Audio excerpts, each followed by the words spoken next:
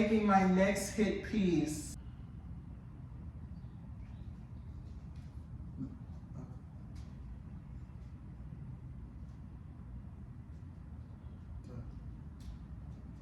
Do I put my hands behind my back and, do I? No, I just don't want to be awkward, do I? Okay, I'll go this way. Should I do like a composition? Like, I'll get into the middle. Should I do a middle shot? I don't know. Hey guys, I just wanted to show you guys, I'm just gonna be talking to myself. I did a whole rant about the election and then I realized I don't care anymore. I'm gonna talk, so just watch the process and leave me alone. Like, I didn't want you here anyway, so like.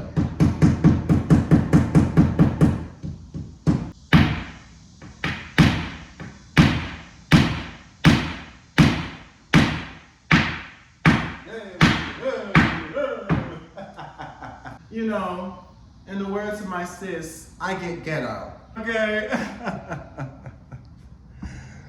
Yeah. I get ghetto. It's so funny for that though. People be like, why do people from the suburbs always talk about how they get ghetto? Why do you guys want to be hood so bad? As someone who's currently in the suburbs right now, I like how I say currently, like I haven't always been. Like, no, I just got here. I would say that it's a mixed bag. I do honestly think that people from the hood have every right to look at somebody from the suburbs and be like, girl, shut up. Shut up, girl. Going around acting like you came from nothing. I just saw you eat Frosted Flakes. I mean, I eat those hoes too, but something about it, I don't know. Yeah, you're right? I think my problem with black culture, right, or not black culture, because I think black culture is always like, it's like black culture, it's like, it's one thing. It's like, girl, it's multifaceted, right? There's very different things tapping into black culture. When it comes to being an African American, right, and then having your identity, what I never understood about the black community is how we never could really make up our mind, right? Now, I know that it's silly to say, we're gonna get rid of everybody from the hood. That's right. Every single person who's hood, who's representing black people must vanish. I'm talking about Thanos snap those hoes out of existence. Do not come, Kamala Harris voice. Do not come, okay? Hell no, right? People from the hood still exist. And also, we have to give people from the hood their flowers for being, contributing to also the viral aspects of black culture. It's like, if we're gonna blame them for everything, I don't know, something about it just feels disingenuous. But also, what also feels disingenuous about the black community, or what this authentication of blackness, is that you're not, if you don't sound like you're from the hood, right, or you don't have certain aspects of somebody who would be associated from the hood, then you're a whitewashed black person. And that's a whole different type of thing, because even I indulged in a particular type of thinking where I'm like, oh, since you're somebody who's black and you talk in a certain way, or you articulate yourself in a certain way that isn't considered stereotypical to blackness, then you're not really black. Sorry. And it's like, well, that's just not how that works, right? But that's been something that's been taught for so long. Grown people even say this. I understand like teenagers, they think they're grown, they saying that stupid shit. I understand teenagers saying it, but like grown people, they still have this particular belief, right?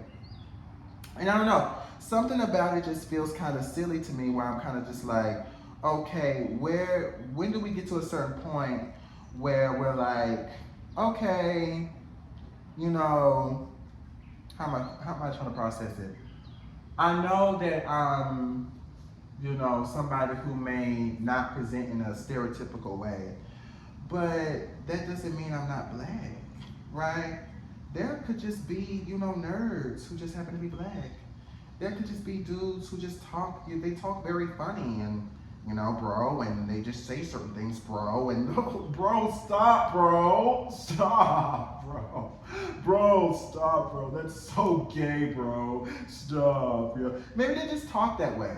I don't know, I just felt like compelled. I felt a spirit of a man who like drinks protein powder and talks about females every single day. I felt him like inhabit my body.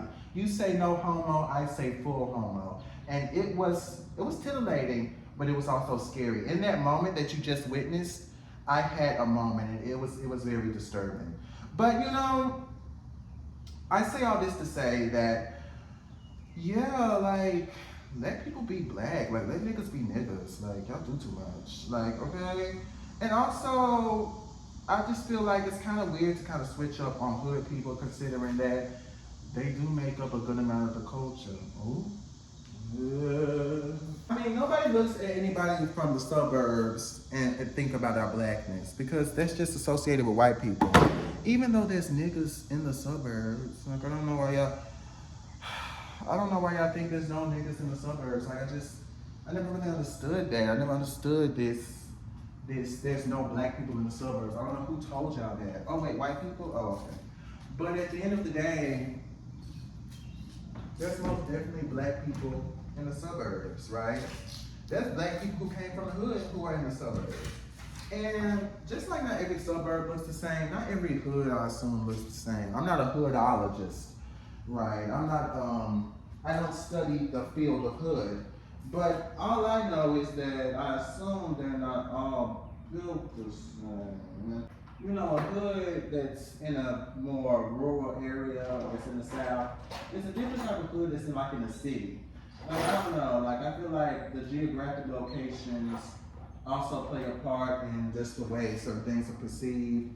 Like with all the violence that's happening in Memphis and other areas, even like there's violence within like Jackson, Mississippi, right? Because I'm in Mississippi right now. You still associate a lot of violence from cities. I don't know how I feel about it. I'm like, well, like yeah, technically those areas are cities, but you know what I'm talking about, like cities, like in the north. Like people blame Chicago for everything, right? When it comes to violence, because they have like a bad rep. But it's like, well, what am I to do? It's not about me, right? It's not about my heart. Y'all heard that note? Don't play with me. You heard that note, didn't you? You heard it, you knew that. Wow. The way I transitioned from my belly voice to my brain voice is just so good. Oh my gosh. But anyway, oh my God. What am I gonna have to do? I'm gonna have to get on the ground. I'm gonna have to be a man about it. Y'all know what type of music I love listening to when it comes to like themes from stores? I love listening to the Home Depot music sometimes. I can't even replicate it, but it's just like something about it, you know? It's like maybe I want to have a wife and kids. Like that's like effective conversion therapy to me is Home Depot music. All that other stuff they were doing, girl, nobody's listening to you. Just give one of the gays, you know, a taste of Home Depot, and they might want to join the party, right? Like, I'm done talking to the audience because y'all don't stick around. Y'all don't talk about anything interesting, and it's really pissing me off. Like, I used to go to school with people like that. They would just always like joke, play. You'd be like, oh my gosh. And some of the people who didn't understand personalities like that would like be looking at them like, oh my gosh, are you serious? Oh my God, are you serious right now? No, I was just playing. Oh, oh, no, like I was just joking. Like, oh, you scared me. Like, oh no, I was just, oh my God. Like, oh, don't scare me like that.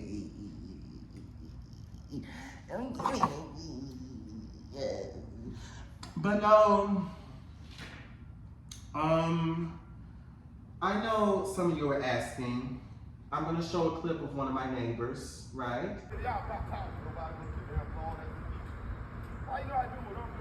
What the heck is going on?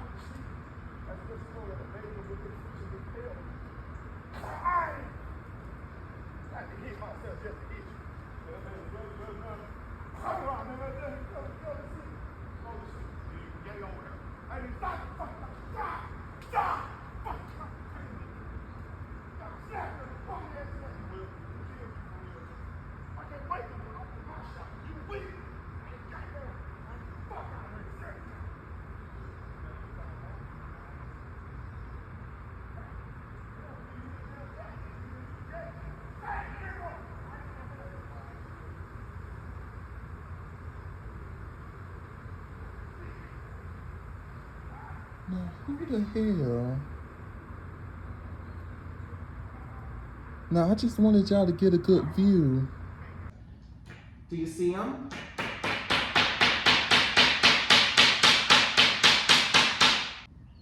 I'm a suburban from the galaxy of suburb.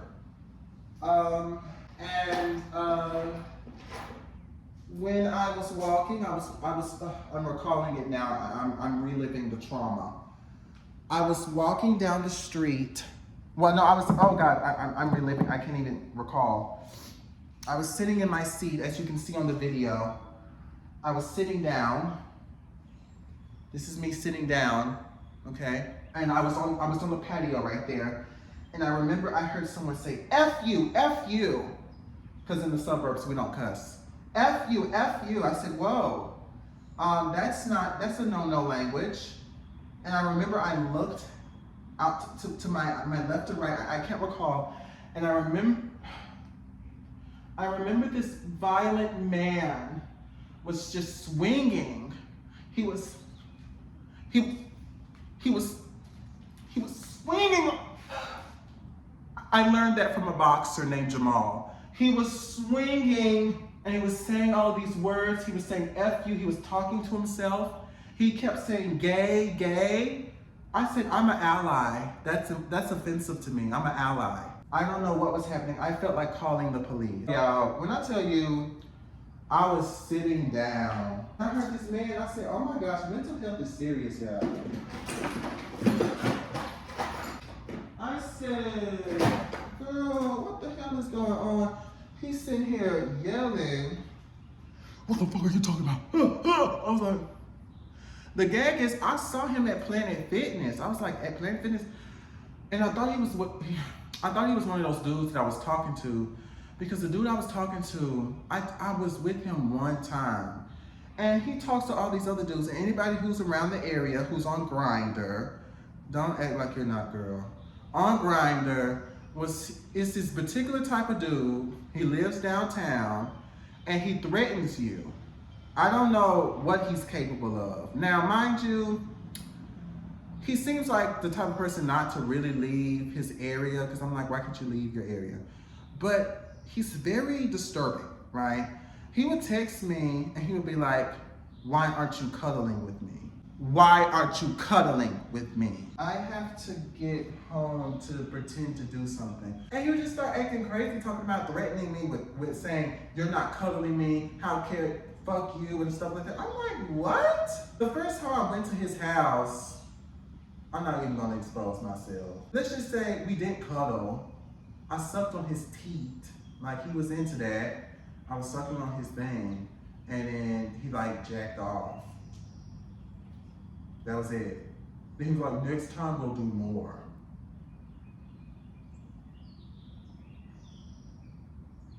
This is why God said it's an abomination. You go around and you give yourself to a man. You suck his teeth like he's a woman. And this is what you get left with. Pain, agony, a possible throat infection. I told myself that I was going to change my ways, but here I am, back at it again. I feel like if I was Wood, I'd kind of be like, if you're gonna turn me into something, it better be kind.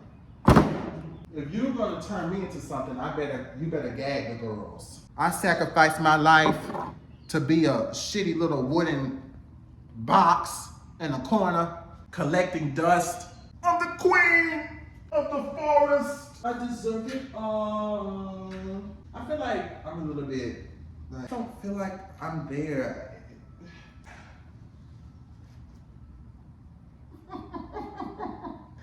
Wait, no.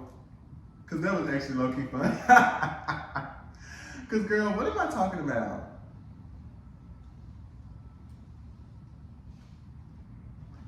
Like, stop acting stupid. Like, shit.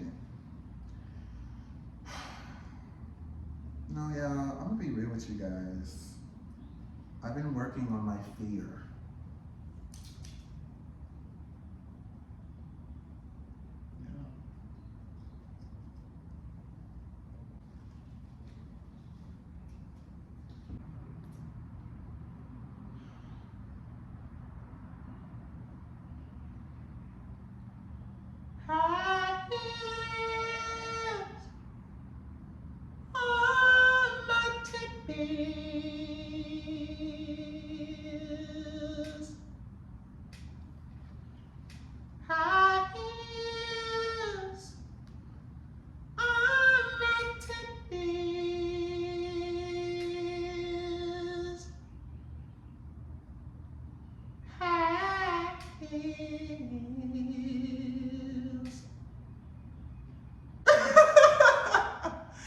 That wasn't funny. No, but guys, the reason I did the chant of all gays, I have to give you guys an announcement. I know I said I was unemployed, but I'm actually a multi-millionaire. It's a bang. It's a bang. It's a bang. And it's a bust down with a bang. It's a bang. It's a whole thing. That's what I'm pulling behind my ears. I have been a multi-millionaire since I was born. My great so-and-so won the lottery. Yes, those existed back then. Even then, yes, in the brothels and the speakeasies and stuff like that. And I remember he won and I inherited so much of his money. I've just been playing like I've been poor. I've been playing like every time, you know, I would set something up, I would have, you know, the different hospitals, they keep sending me medical bills.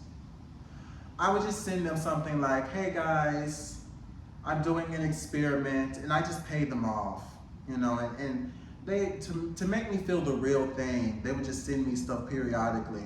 Hey, you have bills to pay, and I would be like, oh, you know. It's a whole production. I know it's very taboo, it's unorthodox, but it's to really get me into the mindset of the poor. I've had so many people call me and they would say, you need to pay your student loans. And I'll be like, uh-oh. But no, I don't have student loans. I don't have student loans. I'm actually loan free. I actually have my own college. I'm not going to give you the name because it's exclusive. But yeah, I'm really a multi-millionaire. I know it seems like I'm broke, but I'm actually very financially secure. Yes.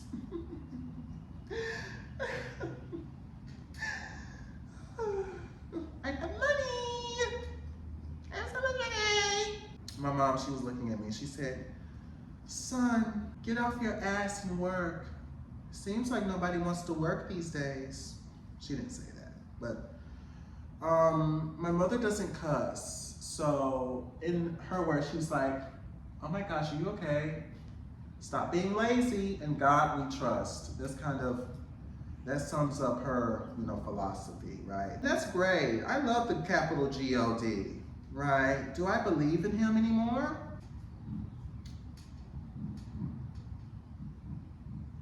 You know what I realized? You have to be a bit delusional to believe in any religion. I'm just gonna keep it above with all of And I know it's like, how dare you say that, but it's the truth. Oh God, come on, Mary Beth. Come on, don't you start crying. No, in all seriousness, you have to be a bit delusional to believe in religion. I never really saw religion as something that was a practice that didn't allow you to be delusional, right? Because the amount of things that are justified, as long as it's God loves or this particular deity loves, it's kind of silly, you know? It's kind of like that one time I saw this Jesus statue standing up around a bunch of wreckage on Facebook a couple of years back. And the people in the comments were like, this is a sign that God exists. This is a sign that even in devastation, God will always remain. And I remember, like, back in the day, I was gagged. I was like, you know what, G.O.D., you ate that. Right, I was like, oh my gosh, like, and then I kind of looked back on it and I said, well, didn't people die? Wait a minute. Didn't people lose their homes? Wait, didn't people, like, I think there was a good amount of deaths, and I think a lot of people lost their homes, and I don't think any of them actually were able to get their homes back. So wouldn't liking the fact that a statue of Jesus being still intact when there's like people who lost a lot of their shit, wouldn't that kind of be silly? And I kind of pushed you down. I said, no. That's the perverted gay demon in me. That's what it is. Going around trying to cause logic. You know how hot it is? And I'm under the shade and I'm sweating. I can't take you on a walk. It's crazy if people take their dogs on a walk. And why do you have a whole husky in the South during the summer? I don't care if you shed their stuff. Huskies is not supposed to be here, baby. I'm sorry, we're gonna have to, take from the racism handbook. We're gonna have to be a little bit racist and segregate with the dogs. If you're white and you got, northern dogs to the north. No, oh yeah, my pastor, he was like, it was a tornado that happened. He was like, I'm glad the tornado didn't hit us. It hit a couple of houses and we'll pray for them, but I'm glad it didn't hit us. I was like, girl, what?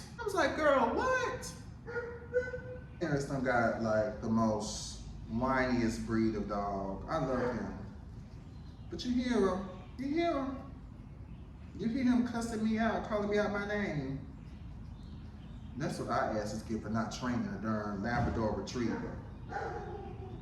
And there's probably somebody walking near the back of the neighborhood, so. I just can't get him. I don't even know who he's barking at. It could be me, it could be somebody else. You never know.